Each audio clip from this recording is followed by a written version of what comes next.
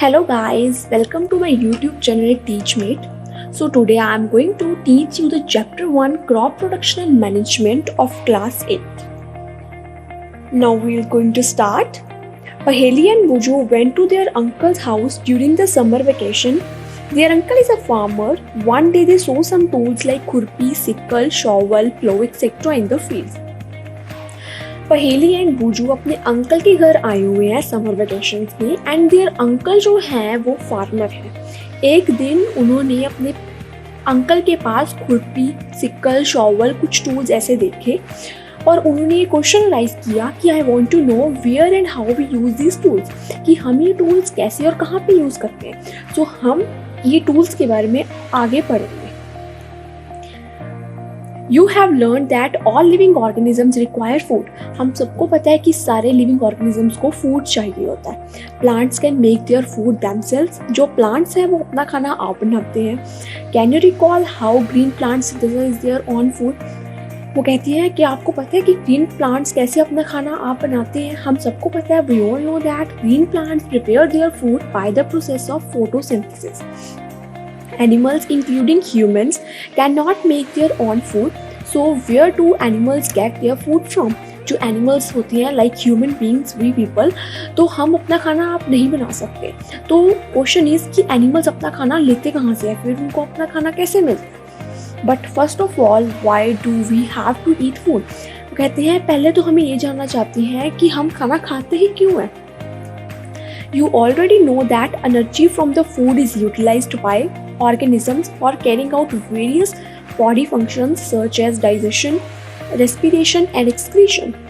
हम सबको पता है कि हम खाना खाते हैं ताकि हम एनर्जी ले सकें। खाना खाने से हमें एनर्जी मिलती है जिसके कारण हम काफ़ी वेरियस बॉडी फंक्शंस परफॉर्म कर सकते हैं, जैसे कि डाइजेशन हो गया, रेस्पिरेशन होगी, एक्सक्रीशन हो गया। डाइजेशन दैट मीन हम खाना खाते हैं तो हम जो उसको डाइजेस्ट कर पाते हैं ओनली बिकॉज ऑफ एनर्जी जो हमारी बॉडी के अंदर होती है। Respiration that is that we हम ऑक्सीजन लेते हैं और कार्बन डाइऑक्साइड बाहर छोड़ते हैं, that is the process of respiration. And excretion that कि हम टॉक्सिक वेस्ट अपनी बॉडी से निकालते हैं। तो that are the some of the processes जो हम सिर्फ परफॉर्म कर सकते हैं only because of energy that we have. We get our food from the plants और एनिमल्स और बोथ। हम अपना खाना एनिमल से भी ले सकते हैं, प्लांट से भी ले सकते हैं, दोनों से भी हमें मिल जाता है। Since we all need food, how can we provide food to a large number of people in our country? तो वो कहते हैं कि हम सबको खाना खाना होता है ना, हम सबको भूख लगती है, हम खाना खाते हैं, तो हम इतने सारे पीपल हैं, बिलियंस ऑफ पीपल हमारी कंट्री में है, तो सबको खाना मिलता कैसे है। क्वेश्चन इज कि सब खाना इतने लार्ज स्केल में इतना खाना कैसे आता है। Food has to be produced in large scale, कि जो फूड है वो इतने लार्ज स्केल पर प्रोड्यूस किया जाता है। In order to produce food for a large population, regular production, proper management and distribution is necessary. सबको खाना देने के लिए, इतने लार्ज पॉपुलेशन को खाना प्रोवाइड करने के लिए रोज प्रोडक्शन होती है, प्रॉपर मैनेजमेंट होती है खाने की एंड डिस्ट्रीब्यूशन होती है, दैट इज़ नेसेसरी। ये 3 प्रोसेसेस नेसेसरी हैं ताकि लार्ज स्केल पर खाना प्रोड्यूस किया जा सके। Now next, agriculture practices. Till 10,000 BCE, people were nomadic. They were wandering in groups from place to place in search of food and shelter. हमें पता है कि 10,000 BCE people जो है वो nomadic हैं, जो एक जगह से दूसरी जगह तक घूमते हैं only in search of food and shelter. जिनके पास खाना नहीं होता, शेल्टर नहीं होता, रहने की जगह नहीं होती, तो वो ऐसे घूमते रहते हैं। That people are called nomadic peoples. They ate raw fruits and vegetables. वो रो कच्चे फ्रूट्स, वेजिटेबल्स ऐसे ही खा लेते हैं and started hunting animals for food. और एनिमल्स को हंट करते हैं खाना खाने के लिए, जस्ट बिकॉज ऑफ अपना पेट भरने के लिए वो एनिमल्स को मारना शुरू कर देते हैं। Later they could cultivate land and produce rice. फिर वो लैंड कल्टिवेट करते हैं, मतलब बीजते हैं, और फिर राइस प्रोड्यूस करते हैं, व्हीट प्रोड्यूस करते हैं and other food crops. Thus was born agriculture. तो ऐसे ही एग्रीकल्चर का जन्म हुआ, कि मतलब ये हमें प्रोसेस बताया गया है ये सारे कि कैसे हम खाना खा पाते हैं। When plants of the same kind are cultivated at one place on the large scale, जब plants जो हैं सेम तरह के plants को एक ही जगह पर कल्टीवेट किया जाता है, वो भी इतने लार्ज स्केल पर, that is called crop. That is called crop. This is the definition of the crop. You can mark.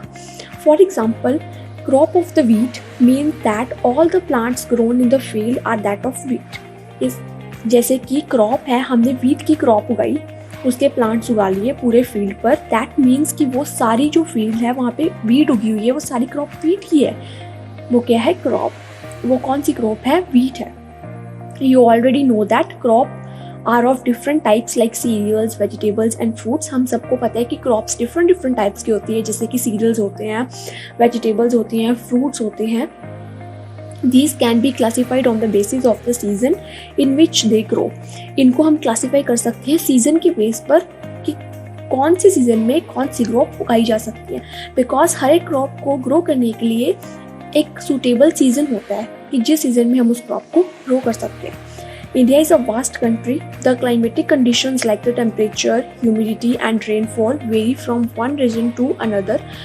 So India एक vast country है, हमें भी पता है बहुत बड़ी है इंडिया. तो the climatic conditions जैसे कि temperature हो गया, humidity हो गया, rainfall हो गया, vary from region to region, कि एक region से दूसरी region तक टेम्परेचर चेंज होता रहता है. We all know that. So इसलिए हमें टेम्परेचर को देखना पड़ता है before growing of a crop. Accordingly there is a rich variety of crops grown in the different part of the country. तो हमारे पास बहुत तरह की क्रॉप्स हैं जो कि different parts की कंट्री में, हमारी कंट्री के different parts में उगाई जाती हैं. Despite this diversity, two broad cropping patterns can be identified. These are कि इस diversity के despite मतलब इसके अलावा हमारे पास दो क्रॉपिंग के पैटर्न्स हैं जो कि आइडेंटिफाई किए गए हैं, that are kharif crops and rabi crops. Kharif and rabi हमारे पास दो तरह की क्रॉप्स हैं जिनके बेसिस पर हम उनको सीजन टू सीजन ग्रो करते हैं. So firstly kharif crops, the crops which are sown in the rainy season.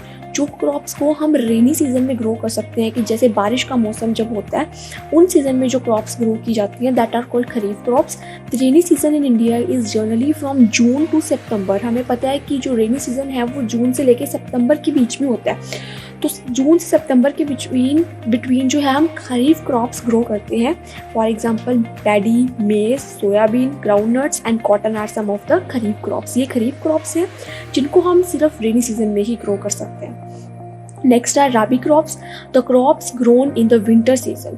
जो क्रॉप्स को हम विंटर सीजन में ग्रो करते हैं, that is from October to March. October to March हमारे पास विंटर सीजन होता है, तो हम उस सीजन में रबी क्रॉप्स ग्रो करते हैं. For example rabi crops are wheat, gram, pea, mustard, linseed. तो ये कुछ हमारे पास रबी क्रॉप्स हैं जो कि हम October to March that is winter season में ग्रो करते हैं. Besides these pulses and vegetables are grown during summer at many places. Besides these, इसके अलावा कुछ pulses and vegetables हैं जो कि हम during the summer season grow करते हैं, कि कुछ पल्सेस एंड वेजिटेबल्स होते हैं जो कि हम समर सीजन में ग्रो करते हैं डिफरेंट प्लेसेस पर. Point 2, basic practices of crop production. हमारे पास कुछ और भी प्रैक्टिसेस होते हैं क्रॉप को ग्रो करने के लिए. So why paddy can not be grown in the winter season. तो वो हमारे पास क्वेश्चन अराइज है कि हम पैडी जो होती है, क्रॉप होती है, कि उसको हम विंटर सीजन में ग्रो क्यों नहीं कर सकते. Paddy require a lot of water, because paddy crop जो होती है इसके लिए बहुत सारा पानी चाहिए होता है. It requires a lot of water, therefore it is grown only on rainy season. क्योंकि रेनी सीजन में इसलिए ताकि बारिश होती है, कुछ पानी उसको उससे मिल जाता है, तो इसलिए रेनी सीजन में ये क्रॉप सुटेबली हम ग्रो कर सकते हैं.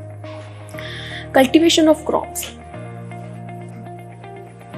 Cultivation of crops involves several activities undertaken by farmers over a period of time. Crops की कल्टीवेशन के लिए बहुत सारी एक्टिविटीज़ हमें करनी पड़ती हैं, बहुत सारे मतलब अंडरटेक्स होते हैं जो हमें करने पड़ते हैं, जो कि फार्मर करता है टाइम टू टाइम, बिकॉज हर क्रॉप का अपना अपना टाइम होता है कि उसको कैसे ग्रो करना है. You may find that these activities are similar to those carried out by the gardeners or even by you when you grow ornamental plants in your house. आप ये देख सकते हैं कि ये जो एक्टिविटीज़ हैं ये कुछ सिमिलर हैं, जैसे फार्मर गार्डन में काम करता है, या जैसे हम कोई भी अपना प्लांट ग्रो करते हैं ऑर्नामेंटल अपने घर में, तो ये एक्टिविटीज़ कुछ उसी से सिमिलर होती हैं. These activities or tasks are referred to as agricultural practices which are listed below. तो कुछ एग्रीकल्चर प्रैक्टिसेस से ये सिमिलर होती हैं। दैट इज़, सबसे पहले हमारे पास होता है प्रिपरेशन ऑफ सॉइल, कि हम सबसे पहले सॉइल को प्रिपेयर करते हैं। क्रॉप ग्रो करने के लिए सॉइल को प्रिपेयर करना बहुत ज़रूरी होता है। Next is sowing. सोइंग होता है कि फिर हम क्रॉप को ग्रो करते हैं, उसमें सो कर देते हैं। ग्रो होने के लिए हम उसको बीज देते हैं, जिसको हम कहते हैं। Next is adding manures and fertilisers. ये हमारे पास केमिकल्स होते हैं, मैन्योर एंड फर्टिलाइज़र, जिनको हम ऐड करते हैं क्रॉप में, सॉइल में, ताकि हमारी जो क्रॉप है वो बहुत अच्छी ग्रो हो। Next process is irrigation. फिर हम इरिगेट करते हैं पूरी सॉइल को, पूरी लैंड को, ताकि उनकी ग्रोथ हो सके। Next process that is protection from weeds. Protection from weeds, that हमें पता है कि वीड्स जो होते हैं वो अनवांटेड प्लांट्स होते हैं, जो कि हमारे हमारे लैंड में ग्रो हो जाते हैं। दैट इज़, हमारी मेन क्रॉप के साथ जो गंदे गंदे से प्लांट्स छोटे छोटे से ग्रो हो जाते हैं, दैट आर वीड्स। सो उनको प्रोटेक्ट करने के लिए भी हम कोई ना कोई प्रैक्टिस करते हैं। तो नेक्स्ट इज़ हार्वेस्टिंग। फिर हम हार्वेस्ट करते हैं, सारी क्रॉप को इकट्ठा करते हैं, एंड उसके बाद लास्ट पे हम उसको स्टोर करके रख लेते हैं फॉर सेल और for use of our own purposes. So सबसे पहले हम पढ़ेंगे प्रिपरेशन ऑफ सॉइल, कि सॉइल को प्रिपेयर कैसे किया जाता है। हमारा फर्स्ट टास्क यही है कि हम ये सीखेंगे कि सॉइल को प्रिपेयर कैसे करते हैं। So the preparation of soil is the first step before growing of a crop. जैसे कि मैंने बताया आपको कि जो सॉइल को प्रिपेयर करने के लिए हमारे पास पहला स्टेप यही है कि हम उसको अच्छे से सो कर लेते हैं, हम उसको अच्छे से प्रिपेयर करते हैं क्रॉप उगाने के लिए। One of the most important task in agriculture is to turn the soil and loosen it. सबसे इम्पॉर्टेंट टास्क जो एग्रीकल्चर में होता है कि उसको टर्न कर लेना, एंड लूजन इट मतलब कि उसको खोदते हैं फार्मर्स जो होते हैं, आपने कई बार देखा होगा, तो वो उसको खोदते रहते हैं ताकि वो लूज हो जाए सॉइल, और अच्छे से उसमें क्रॉप हम ग्रो कर सकें।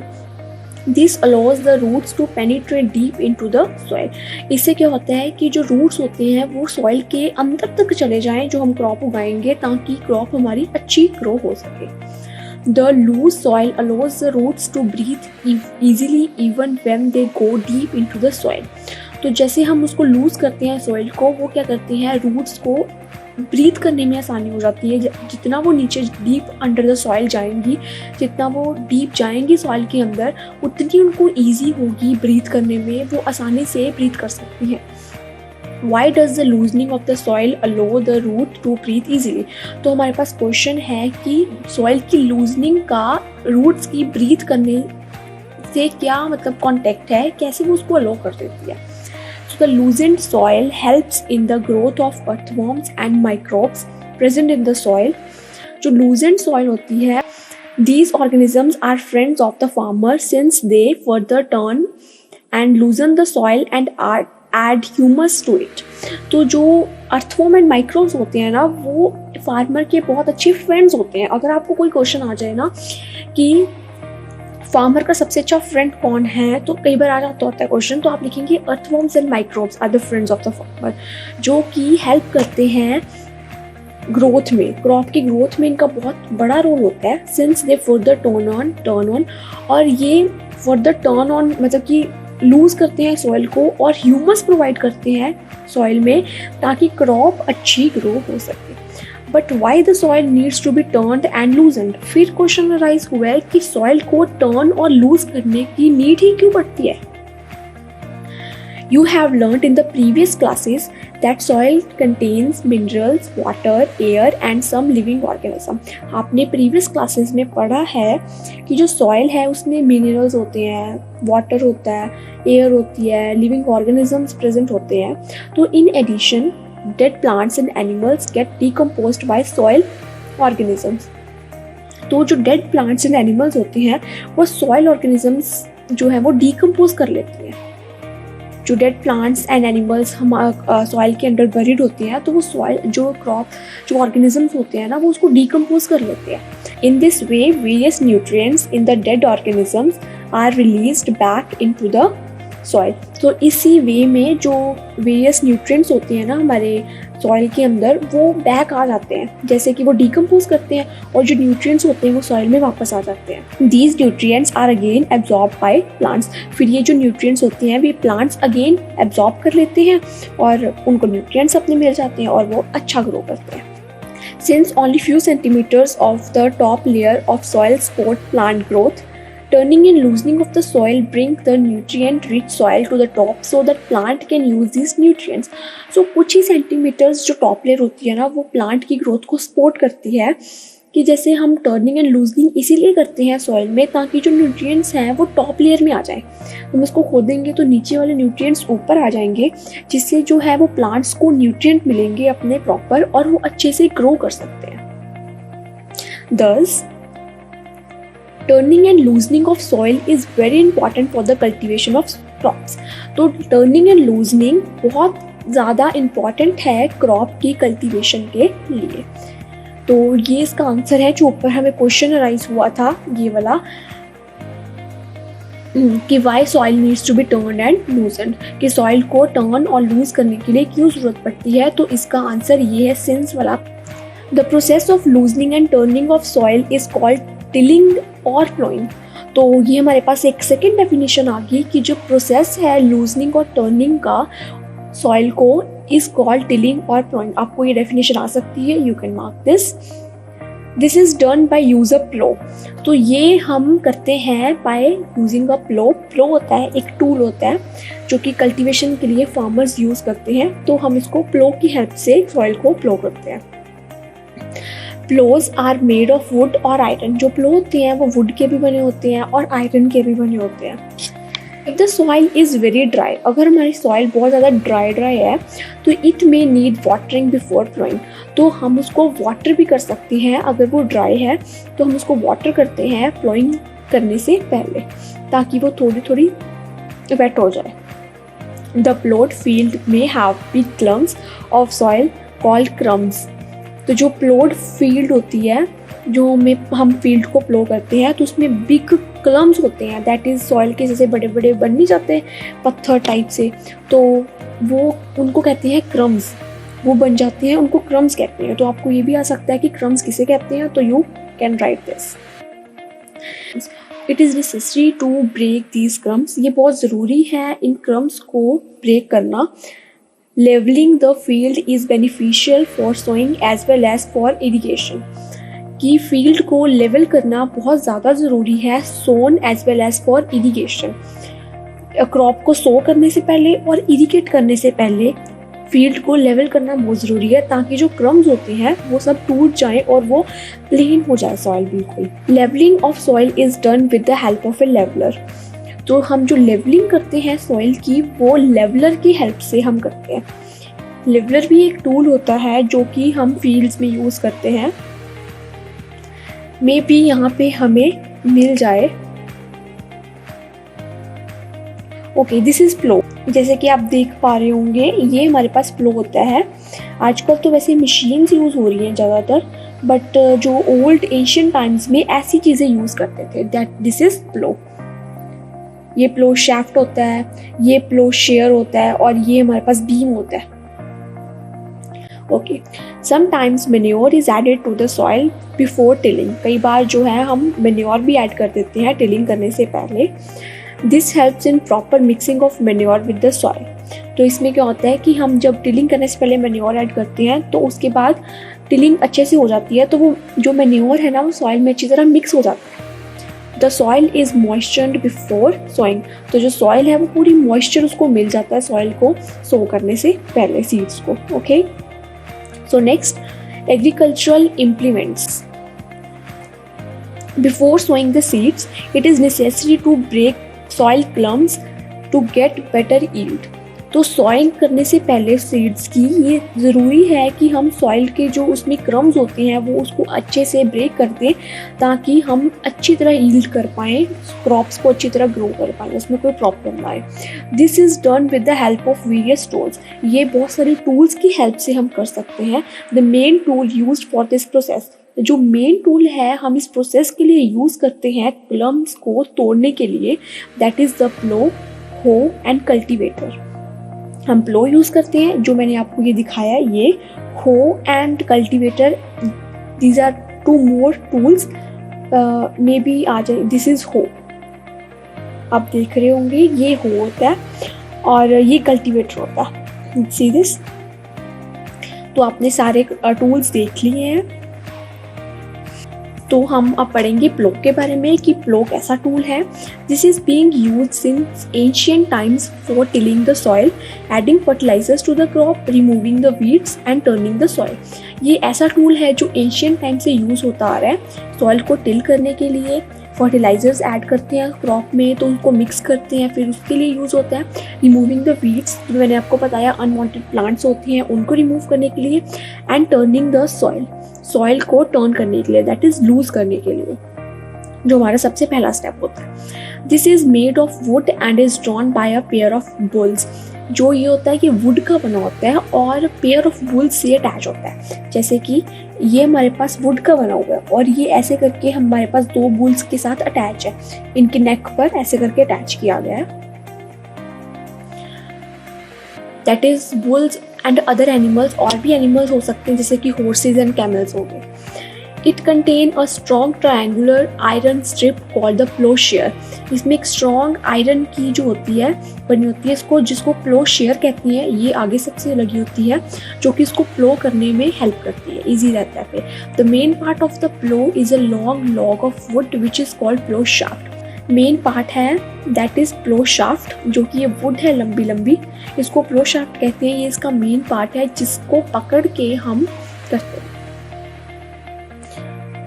There is a handle at the end of the shaft, end पे एक हैंडल भी बना होता है शाफ्ट के, which is placed on the bull's neck, जो कि बुल्स के नेक पर हम प्लेस करते हैं।